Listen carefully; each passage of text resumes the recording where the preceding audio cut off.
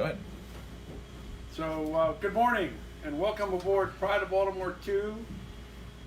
Here in Baltimore, it's a windy day. It was a windy day yesterday, and we're snug as a bug in a rug in our compound here in the commercial part of the North Branch of the Patapsco, aka the Inner Harbor. I've got Chief Mate Jeff Crosby behind the camera here. This is our second iteration of Coffee with Captain. And we have some questions that have been sent in. So to start with a little bit of a more technical question, this is coming from Tad. As crew on your West Coast cousin ship, the Californian, what's the step-by-step of setting a stunsail? First of all, what is a stunsail? And then what's the step-by-step of setting a stunsail?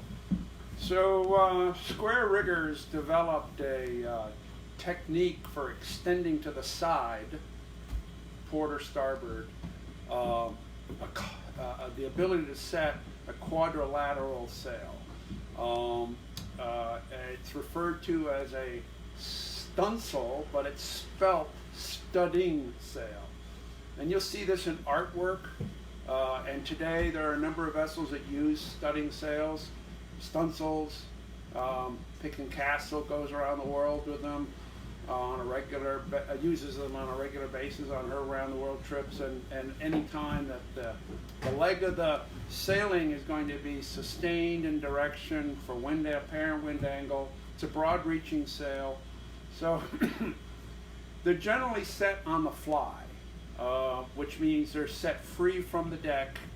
The top of the four-sided sail has a bit of a club on it, so there's a single halyard that goes to that generally, and that club will be mounted to a line that goes to the end of the topsail yard arm end, and it cantilevers the top of the sail outboard a little bit. Then the quadrilateral sail gets wider as it goes down for the distance that is the length of the leach of the topsail that it's going outboard of, or the topgallant in some cases. They bridge sometimes in split topsail vessels. They'll bridge maybe both topsails, but then the topgallant. In our case, Pride of Baltimore, Californian would be samples, Lynx, and Amistad could be examples of having a single stunsail going outside of the topsail. And so that wider sail at the bottom goes out the outer end to a boom, a stunsail boom that is telescoping in and out along the course yard. So that's pre-sent out and locked into place. And there are different ways of holding the tack, which is the outer end, outboard end, all the way out to the stunsail boom. In the case of Pride of Baltimore 2, we run that tack out all the way back to the quarter, and so it acts as a little bit of a brace or to the stunsail boom, but while actually hauling the sail out to the windward side to the corner. And then the inner corner is a sheet that runs through a block system down to the deck, and all this is set, all this is hooked up. It's a bundle of sail with the club, and then you carefully get it clear of the deck and the rail, and then up it goes, hauling the tack, hauling the halyard. There's a downhaul that's drifting up along with the sheet, and so get it spread out. And sometimes you'll trim a little bit. The club can be a little bit out of alignment with the topsail under certain circumstances, and there you go. Yeah. Taking it down, you just let go. Not quite. use gravity. Yeah.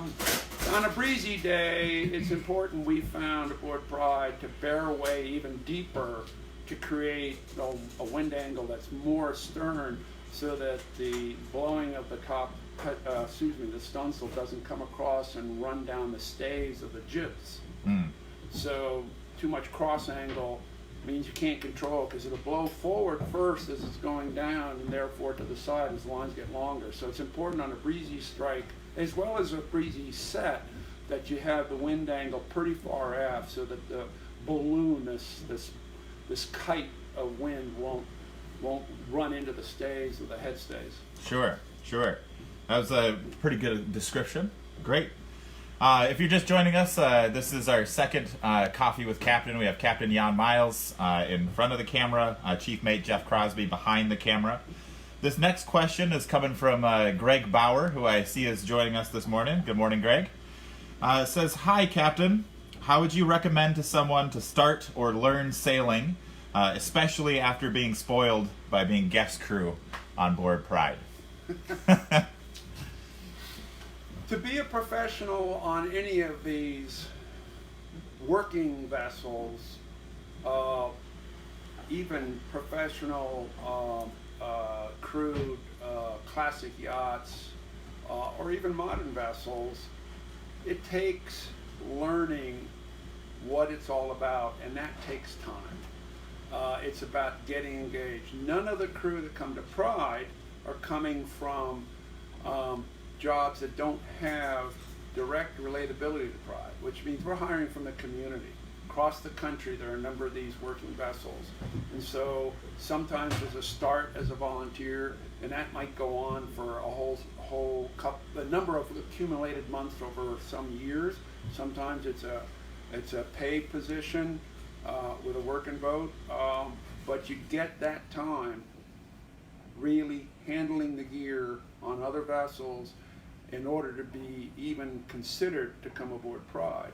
So the other vessels do a lot of the groundwork that we would otherwise be required to do, and so we benefit from that pathway, but it takes time. You can read a book. There are a lot of older publications that are still available today to help us out, and I would say that traditional gaff rigger conversations that are at the yacht level are valid for getting a picture of what it's like.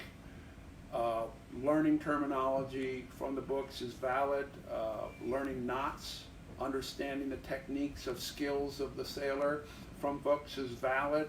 But in the end, you got to do it. And you can't just walk aboard the boat and know it. There's a muscle coordination, brain coordination, understanding through your ears what's being called for, that you can, and that takes time. Folks coming from the community to come aboard Pride, it's half a dozen to 3 dozen sails before they're beginning to grasp what's going on, and yet they come from a great deal of background, and that's the specialty of the Pride.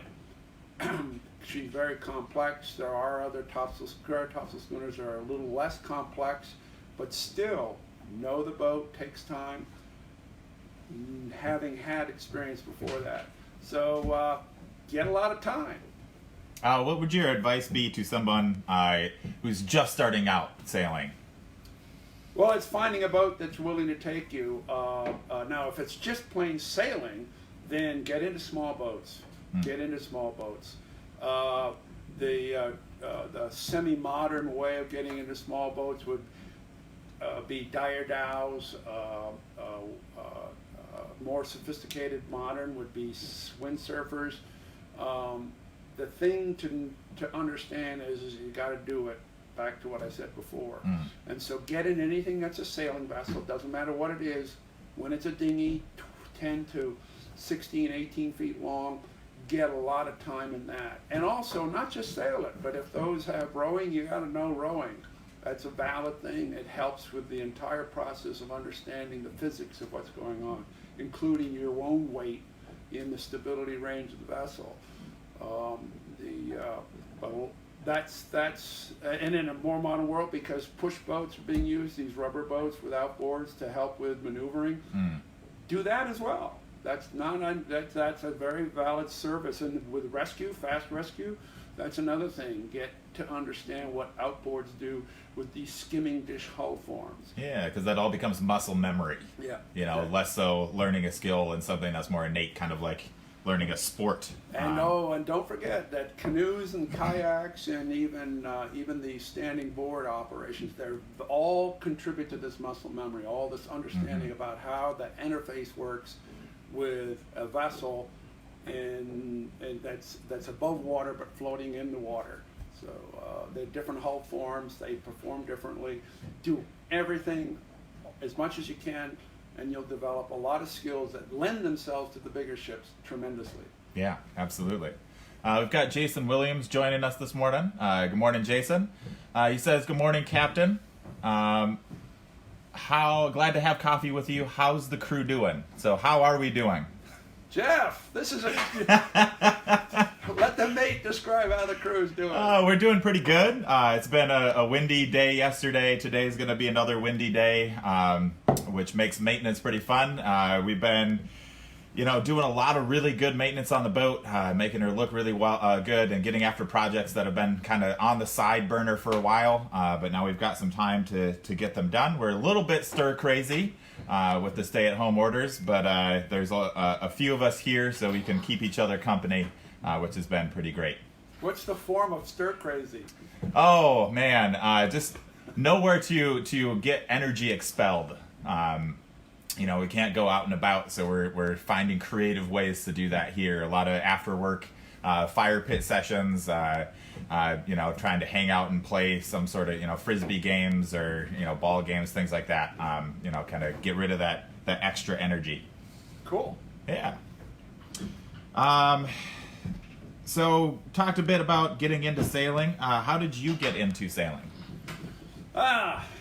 Let's fall back to that misspent youth, but I also had my father was a avid cruising sailor. So he was born in 1909, so come 15, 16 years later, he becomes a Sea Scout, and he's out of Chicago. And so the summers are short, and so the concentration of energy and effort to enjoy that is significant. He went through the racing business for a while in college, but gave that up. He thought that was not where he was going, and he ultimately became a very avid cruising enthusiast. World cruising ideas that he never got a chance to do. And so I come along, so what do I get to do? I get to do what Dad does. So yeah. Everything the family does is go and do something with a boat. Dad owned a ketch when I was growing up, but a gaff ketch. So I didn't know any better. What other options were there? So to link with that, I was an exceedingly lazy student. The idea of homework, I'm sorry. I've gone to school for 6 to 7 hours each day. I don't need no homework. I don't want any homework.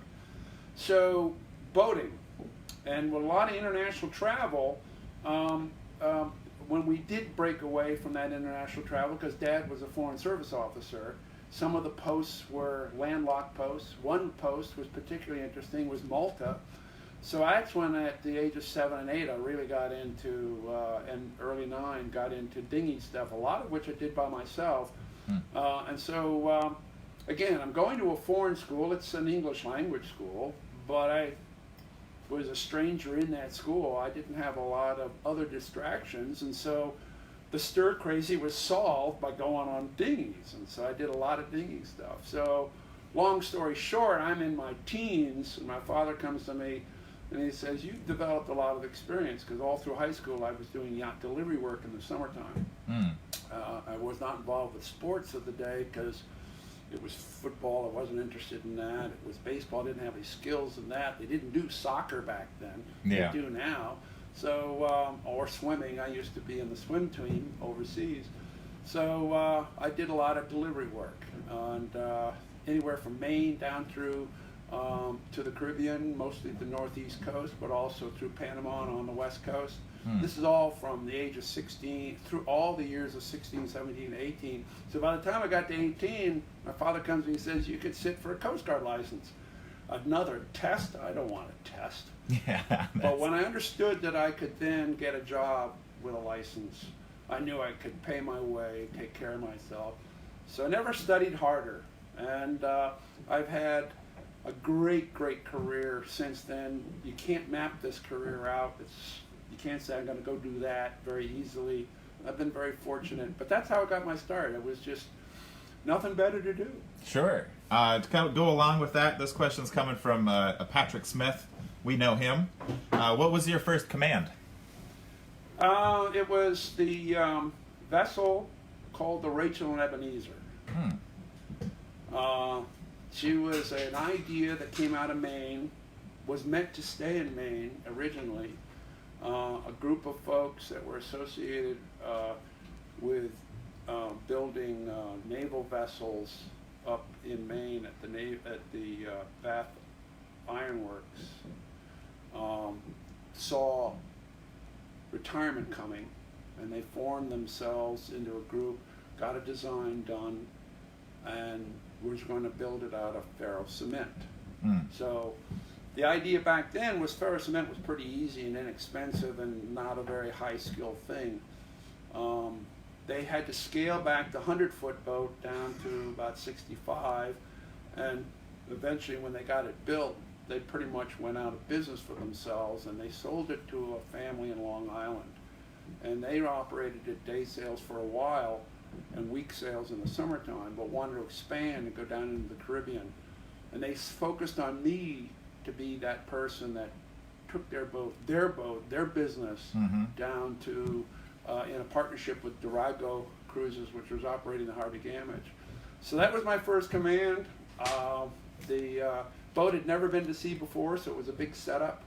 And then, deliver her to the Virgin Islands, work her through that winter, bring her home again, and then over a summer of goofing off between boats that I did short-term relief work on, decided to come back. So for those 2 winters, I was doing the Rachel and Ebenezer. Oh, cool. Kind of a follow-up question with that. When did you first start with the Old Pride? 1981. In my winters with the Rachel and Ebenezer down in the Caribbean, there was another gentleman operating another boat called the Charlotte Ann.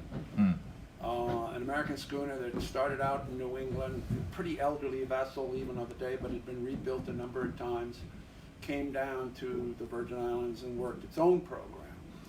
Armin Alcesser was the captain, and when you're working the Virgin Islands, you're picking up a group, much like the main Windjammer Fleet process. You pick up a group of people on a Sunday evening. The Monday morning, after the last logistics are taken care of, you go off, and you're anchoring every night, and you're going your way into the British Virgin Islands. So a number of vessels were doing this, both modern yachts as well as the traditional boats. So over a whole winter, you start to see these vessels time and time again. You see what they're doing and how they're doing it. And so Armin got hired to go to the Pride of Baltimore in 1980 when it converted from the city to the nonprofit. He was on it almost a year when he decided to reach out to associates to find out if one of them would come and relieve him for a while so he could get a break. And I wound up being the one to do it. So I joined the boat in May of 1981, which was 1 year, a little less than 1 year into the nonprofit Pride of Baltimore Inc. And took her into the Great Lakes and brought her back out again. And Armin decided to extend this time away, and I was happy to stay with the boat. He gave me 3 weeks of relief in Baltimore in the summer of '81, and then I took her into the Caribbean. We did the deck recaulk in Beckwith, and then brought her back again, and then in the meantime, my relief became Peter Bedreau. Peter had been sailing the boat as skipper for a number of years, but went away and got involved with yacht captaining.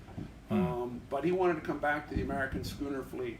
And so I asked if he would consider coming back to Pride, because these things can be emotional sometimes. And Sure. he dedicated a lot of his life to that. He was a very young man.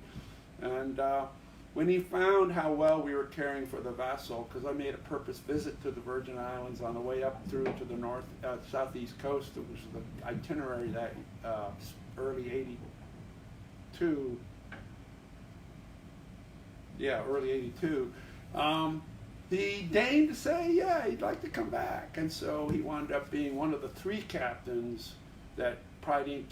had for those remaining years of the Pride. So Armin, myself, and Peter, we were the only captains from 1980 through her loss in '86. Cool. And Peter Bedrill would go on to be the shipwright for the second vessel. Yeah, what Yeah. a great job he did. Got a question in from Jim Strybeck. Is Pride 2 tucked up over at the Clinton Street dock? Yes, we are. During this nice windy morning. I have another question here from Danelle. We hear of airline pilots reporting odd phenomena from the cockpit, UFOs, other explained things.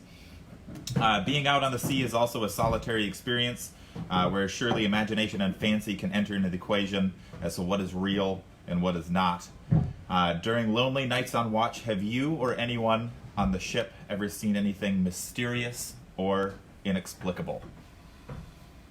Well, in these boats, you're never lonely on watch. Yeah, that's true. That's pretty rare. Sometimes at anchor, but Yeah. Although there have been stories among us about how interesting it was to be steering the boat and nobody on deck with you because they're doing something like the boat check, doing something at the chart table, and with a small number of people on watch. And as my career has always been in managing vessels with number of crew, it's mostly an accompanied watch. Although I did make a trip down to the Falkland Islands with just three of us on board a 38-footer, and so we had 3 hours each in turn. So you'd have those lonely watches. Phenomena, nothing surprising, but some amazing stuff. I had one experience off of between New London and Bermuda, Block Island, in the 70s. And that evening, all night long, there had to be hundreds of lights in the sky streaking across. Some of them would explode. It was quite amazing. It was, I think, in the late September period. Might have been October, but I think it was late September. There was one particularly funny one for me, just because of how people reacted to it. We were in the middle of an Atlantic crossing in 1996, going east, and we're roaring along 8 to 10 knots with everything set, including the stunsail. And after dark, because it was early in the year, was dinner time. So I go down to dinner, come back up, and I'm thinking the moment I poke my head up out of the hatch, it's gotten dark. It had already been dark. But what had happened was it was a full moon that had suddenly started its eclipse. Oh, yeah. So I muttered to myself, who turned out the lights? And then it hits me, it's a full lunar eclipse. We're going due east, and we're roaring along, and I say, okay, lunar eclipse. Everybody pours out of the boat to go forward to look at the eclipse. Yeah. I walk aft. I've seen an eclipse before, but it's cool. But I'm back aft, and I'm just watching the whole boat go ahead, and I look up. Hale-Bopp is up there, but it now has two tails. Oh, because wow, yeah. the lunar eclipse darkened the sky. So I spend the whole time laughing at the crew, trying to get a picture of the lunar eclipse under the jibs, which are all out there in the way, and the foresail. And I'm enjoying Hale-Bopp with two tails. Yeah. And we're doing 8 to 10 knots as we roar along. And then, of course, the lunar eclipse passes, and it's so bright we only get one tail out of, and it's hard to see Hale-Bopp with the full lunar. So I thought that's still, as you can tell, it's still a very fond memory of that whole process. Yeah, that's cool. That's super cool. This question is from Doug, a past guest crew. How do you keep produce fresh aboard the Pride, especially now when produce needs to last longer? Well, we've voyaged with Pride across the Atlantic, the old boat, the second boat. I've made trips with another boat out to Hawaii from San Francisco and back again.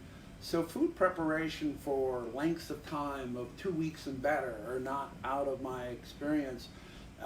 And some cooks have a lot of experience in this, and some cooks are new to it when they come to a boat. So it can be a little bit of preparation. So in terms of the mind and the strategy.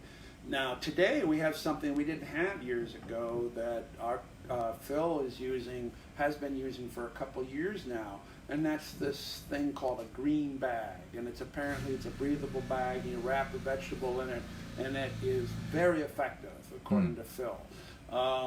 There have been other practices. Planning your vegetables and your lettuces and salad stuff based on their robustness. So you can expect 2 or 3 days out of some lettuces. You can get more all the way over to cabbage, which can go on a long time beyond 2 weeks if you properly care it.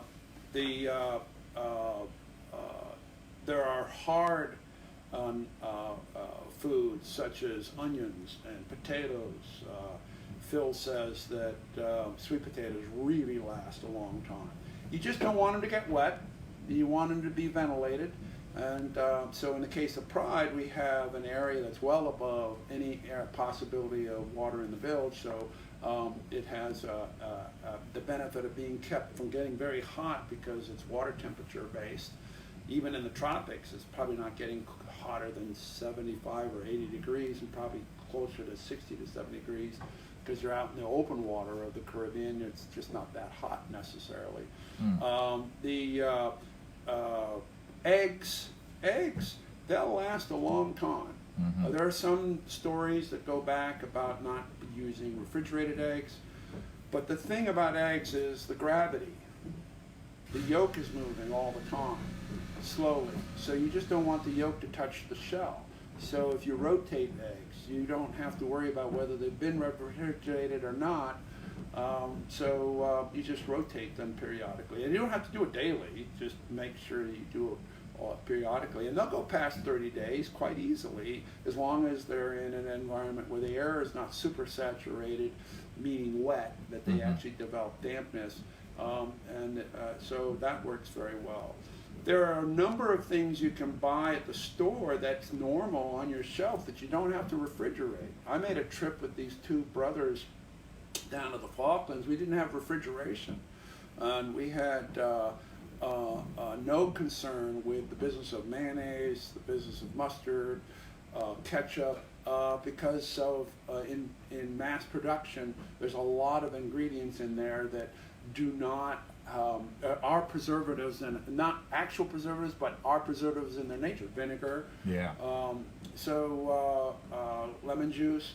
So as long as you don't put contamination in the contents, you're not going to have a problem, particularly with mayonnaise. You can get a big bucket of mayonnaise for a boat like Pride, and you can decant it, keep the big bucket unrefrigerated, but then refrigerate the little bit that you're using over a period of time. It's not that hard, but you can't expect much beyond 2 weeks with the much more delicate greens that you might have on board. Have you ever had any experiences where provisioning didn't go so well? No, actually, we did have an adventure in my time with this vessel that went down to the Falkland Islands and back again in 1977, 78. Not having refrigeration, our supply to come back was out of the Falklands. Now the Falklands are very remote, particularly back then, and it's a company town in a sense. It's wool, so virtually all the supplies they have that they don't grow locally are coming from very far away. So they're very, very expensive. So one of the things we did for protein was the ship bought lamb that was already cut for us in terms of sides, and then we further got that cut, and we tried 2 experiments: pickling through dry salt, preserving through dry salt, and pickling through salt dissolved in water until a potato floated. And we can say after 30 days that the wet pickling tenderizes the meat, whereas the dry salting leatherizes the meat. Yeah, that doesn't sound like a particularly fun experiment. Well, you rinse it all the time. You couldn't.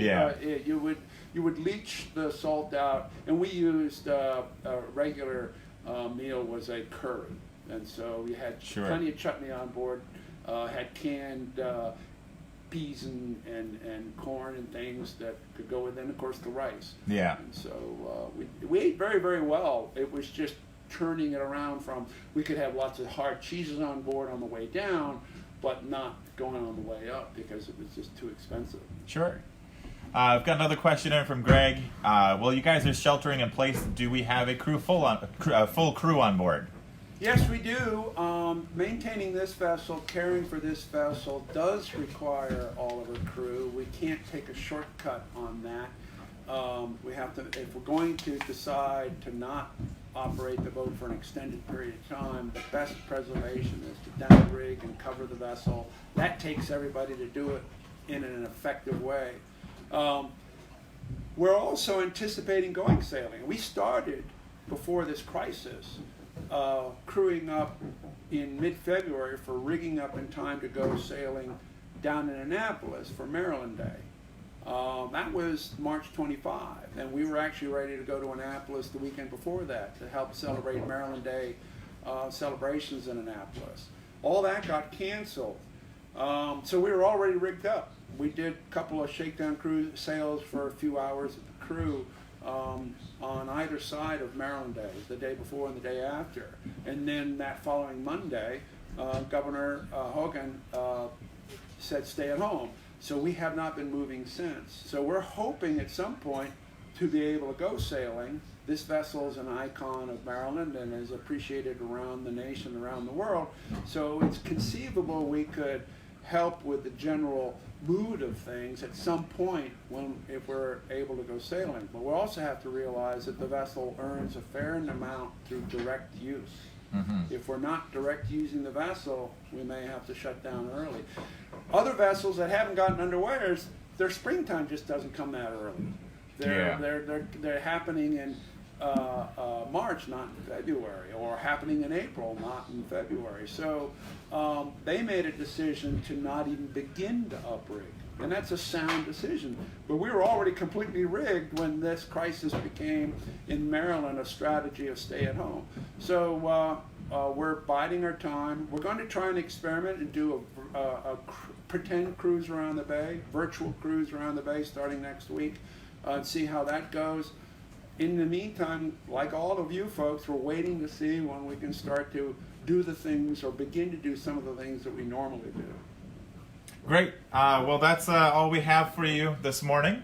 Thank you for tuning in. You have any closing remarks? Well, it's, as everybody knows, be diligent. If you're diligent, you'll be fine. All right. Thanks, everyone.